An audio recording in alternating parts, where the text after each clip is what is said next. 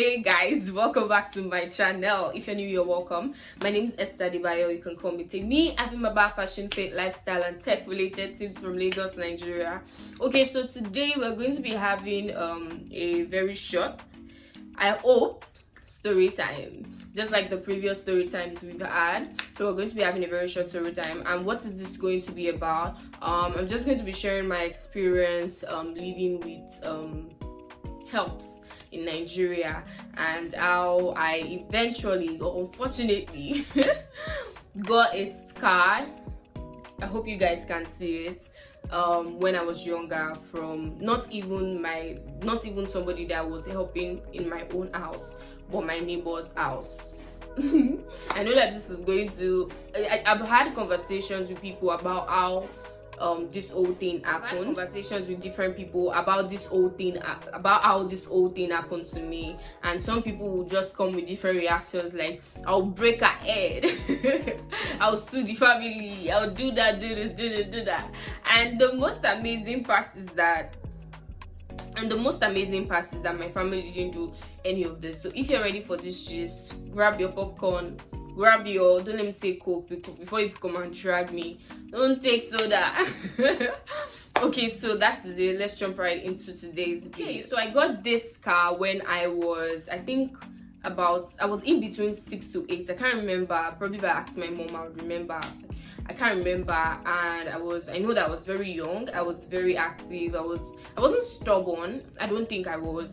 I was very active. Like, I still look for trouble, do weird things and do weird things, right? So, and as at the time when this happened to me, we're living in a very large compound. Like, my family, we're living in a very large compound with different people, different background, and all those things. But then I know that I was really young. So this fateful day, this girl that was like an house help to my neighbor, we used to talk like she was an house help to my neighbor, and I think as at that time she was, let's say, 13 or 14. So you know when you're Yoruba, like if you're Yoruba, I'm Yoruba, and somebody that is like 6 years older than you call them auntie. And so that was what I was calling her. And so I remember that this day my mom had sent me to go and throw something outside. You guys, just pay attention. My mom had told me to go and throw something outside. I think we had a visitor. I can't remember what really happened then, but I remember that she had this particular sign on my neck. And my mom had told me to go and throw something outside. I remember I had done everything she told me to do, and it was just left to me to carry myself and go inside. Sometimes I think about how weird it is. It was just left to me to carry myself and go inside. Finish. But then I saw her outside. That is the lady that did this to me. I saw her outside. And you know, now you want to play because she have a lot of kids as at that time. And I think she was the only one I saw outside. And so I just went to her. As usual, I was being very playful, being really active. I don't even know what I said to her. And I stayed there for for some time, like maybe like 10 minutes or 5 minutes, maybe that was long, I don't know. And I wanted to rush back to my house, like just to meet my mom back. And as I was about opening the door of my own house, I realized that she followed me.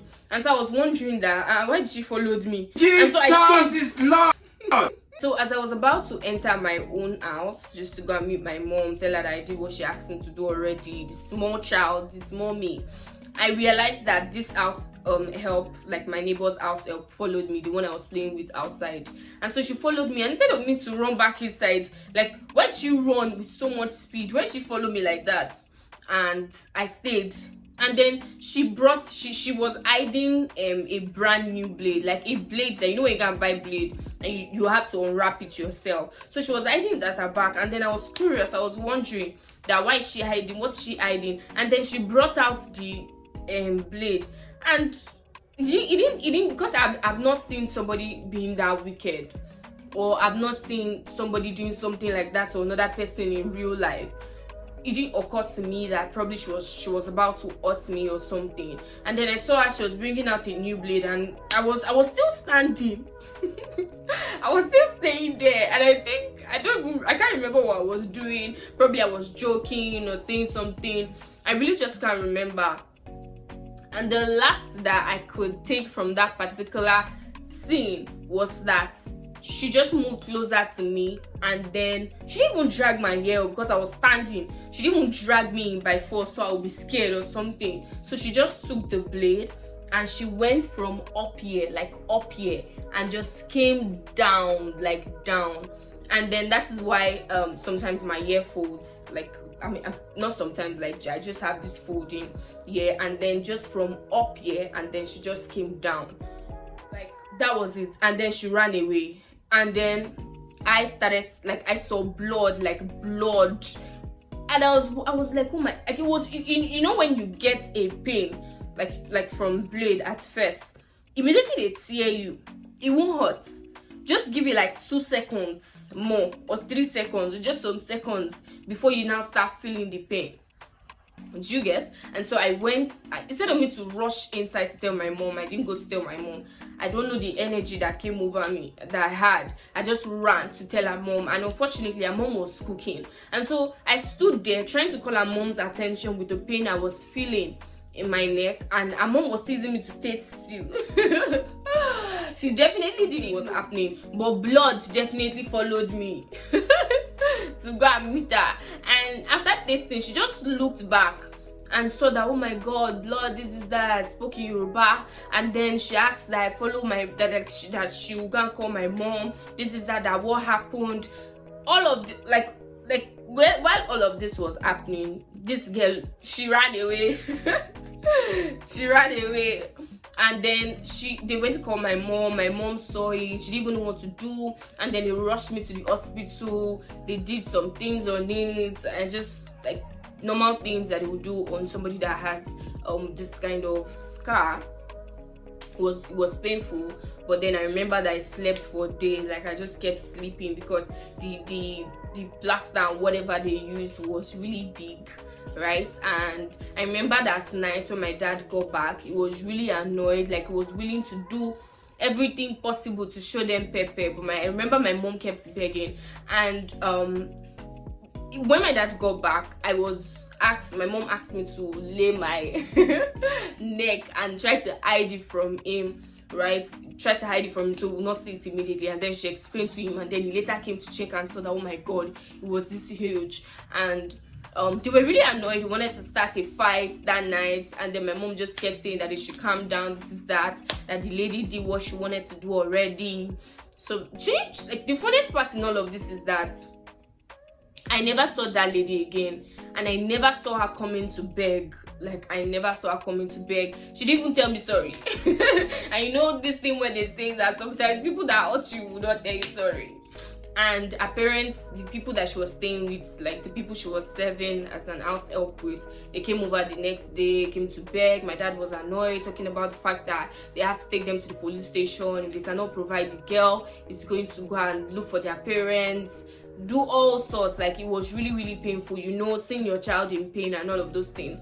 And they just kept coming back and forth, coming to beg. And I know that if it was now, if it was nowadays, imagine coming home to see your child, not your own house help from outside, cutting your child and doing something like this to your child. You would be definitely mad. I know a lot of people that wouldn't even take it lightly. And so yeah, sometimes I would say and so yes, I've lived with it ever since I was probably like I said earlier, between 6 to 8. And the funniest part is that some people that I would know for years, they will not even notice, and then one day they will just say, what is that on your neck, what happened to you?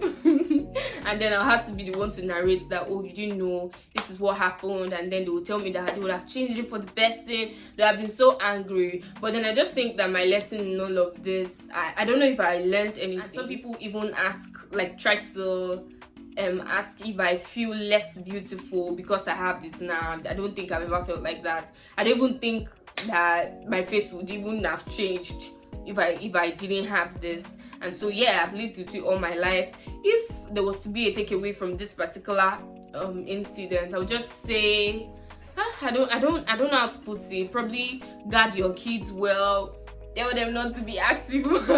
But no, I know that when it happened, it wasn't really funny to my parents. I mean, it wasn't really funny, but because they were close to the neighbors and all those things.